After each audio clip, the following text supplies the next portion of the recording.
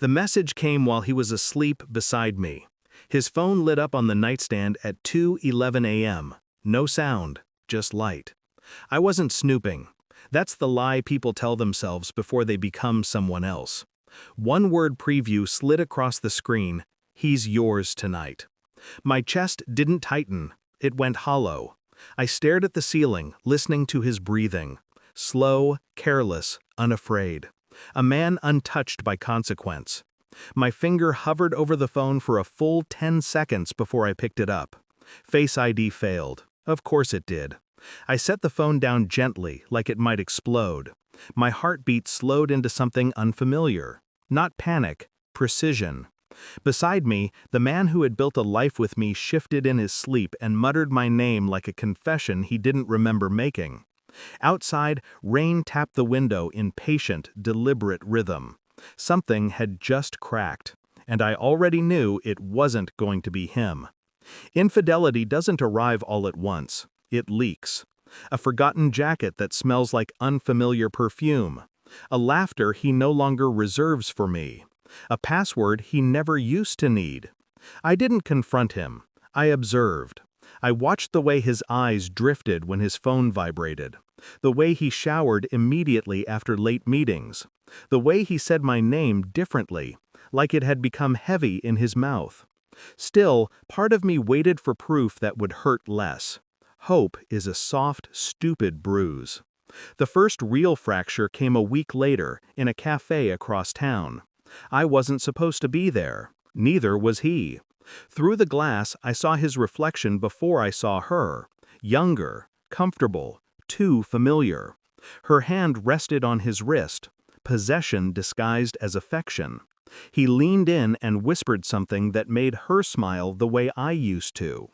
I didn't feel rage. I felt something colder. Calculation replacing pain. That night, when he came home smelling of coffee and lies, he kissed my forehead like I was already a ghost.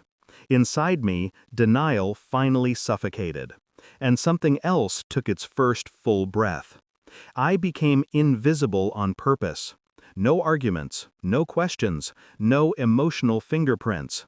I let him believe I was dull again, predictable, safe. While he slept, I learned his patterns, his cloud backups, his deleted files, his burner email he thought was clever. I printed call logs at a copy shop across the city where no one knew my face. I tracked gaps in time, hotel charges labeled as conference rooms. There was a child's hospital bill tucked into one of the statements. That's when the story changed. I followed her this time. Her apartment was small, warm, toys by the door. A little boy watched me through the window like he recognized me from somewhere else. Later, a discreet test. A cheek swab taken from a cup he touched at a birthday party he didn't know I attended. I moved through these days like ice. At home, I cooked his favorite meals, laid my head on his chest, let his heartbeat talk while mine stayed silent. The results took 10 days. By then, I already knew. But knowing isn't the same as proving. The envelope was thin. Truth often is. I read it in the driver's seat of my car, hands steady, breath even. The words felt weightless as they rewrote my entire life. 99.98%. The child wasn't mine by marriage, he was mine by betrayal. That night I set the report on the dining table between us. I didn't sit. He read. His face drained in slow motion, like watching a tide retreat. "You followed me?" he whispered. "No," I said. "You left a trail."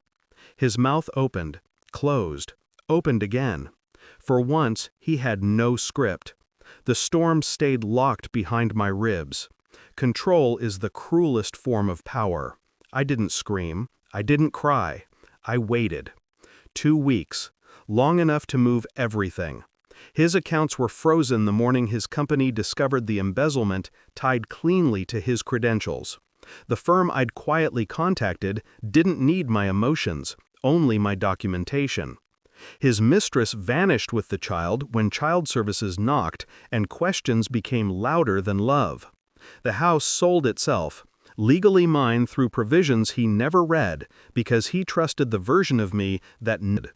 When he finally found me in the empty living room, surrounded by stripped walls and echo, his voice broke. "What did you do?" I looked at him. "I finished what you started." He dropped to his knees like the floor had betrayed him too. I stepped around him, carefully. Power doesn't feel loud. It feels still. Weeks later, I passed my old cafe. A stranger laughed in my old seat. Life had continued without waiting for either of us to heal. He tried to call once, then didn't. I never blocked him. Silence is more terry. Some nights I replay the beginning, not with sadness, with clarity. I wasn't destroyed by his betrayal, I was revealed by it. And what he lost wasn't a wife. It was the only witness who ever loved him before the world learned who he really was. I kept nothing of him, except the ending.